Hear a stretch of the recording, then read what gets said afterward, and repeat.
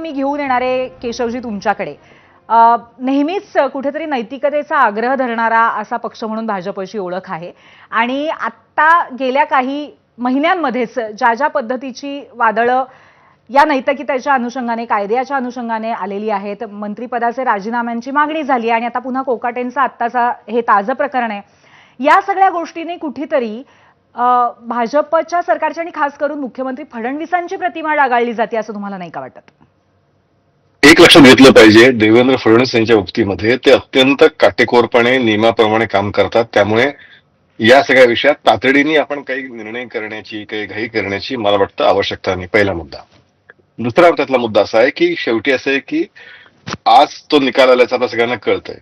निकाल आल्यानंतर त्याची अधिकृत प्रत, कायदेशीर प्रक्रिया ही पूर्ण बाहेर होण्यासाठी ती अधिकृत प्रत त्या संबंधित लोकांनी पोहोचली पाहिजे आणि ती पोहोचल्यानंतर त्या सगळी प्रक्रिया पूर्ण होईल. जो काही निर्णय व्हायचा असेल तो निर्णय तातडीने केला जाईल, पण तो काही तिकडे झालं की इकडे काही झालं पाहिजे अशा पद्धतीने कायदा चालत नाही. कायदेशीर प्रक्रिया ही पूर्ण करावी लागते. मग आता त्या कायदेशीर प्रक्रिया पूर्ण झाल्यानंतर जो काही निर्णय व्हायचा असेल तो निर्णय होईल. देवेंद्र फडणवीस अशा पद्धतीने नियमाप्रमाणे जे असेल तेच करतील. केशवजी, आतापर्यंत झालेली प्रक्रिया कायदेशीर नाही असं तुम्हाला म्हणायचंय का? कारण न्यायालयाने दिलेला हा निर्णय आहे, कुठल्याही क्षणी अटक होऊ शकते त्यांना, हे आपल्याला माहिती आहे.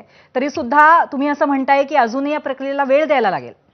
नाही नाही, वेळ असं आहे की त्यांचं मंत्रिपद, आमदारकी हे जे काही विषय सगळे सुरू आहेत, मुळात ती प्रत कायदेशीर शेवटी असं आहे की तुम्हाला मला जरी माहित असलं तरी कागदावरती ती अधिकृत कागदाला या देशामध्ये महत्व आहे.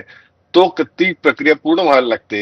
त्याला एक 24 तास तरी, किमान 24 तास, काही थोडा कालावधी आपण देणार आहात की नाही आहात, की आपल्या तोंडातनं शब्द निघाला की आपण पुढची घटना घडली पाहिजे अशी अपेक्षा आपण करणार आहात.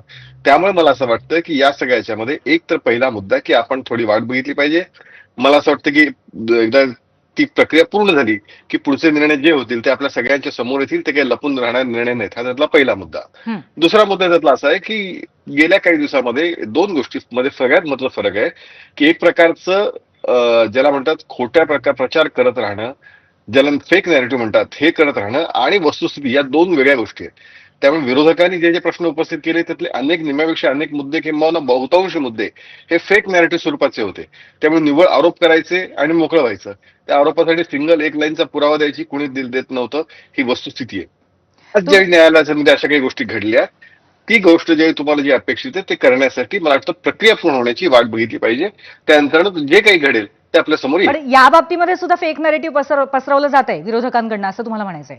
मी दोन गोष्टी वेगळ्या केल्या. तुम्ही मला प्रश्न विचारला की गेल्या अनेक दिवसापासून राज्यामध्ये जे विरोधकांकडनं जे सत्र सुरू आहे तो विषय आणि आज घडलेली घटना, या दोन घटनांमुळे देवेंद्रजींच्या प्रतिमेवरती किंवा राज्य सरकार महायुतीच्या प्रतिमेवर परिणाम होत नाही का असा तुमचा प्रश्न होता. त्यातला पहिल्या प्रश्नाचं उत्तर देताना मी हे म्हणालो की एक प्रकारे फेक नॅरेटिव्ह, त्यामुळे स्वाभाविकपणे दखल जनता घेत होती ना, बाकी कोणी जे घ्यायचा प्रश्न नव्हता. ज्यावेळी न्यायालयामध्ये सत्य काही वस्तुस्थिती निर्णय आले त्याच्याबद्दल निर्णय घ्यायचा प्रश्न आहे. तो निर्णय जो याचा होईल. नक्कीच. मग सचिनजी, तुम्हाला आता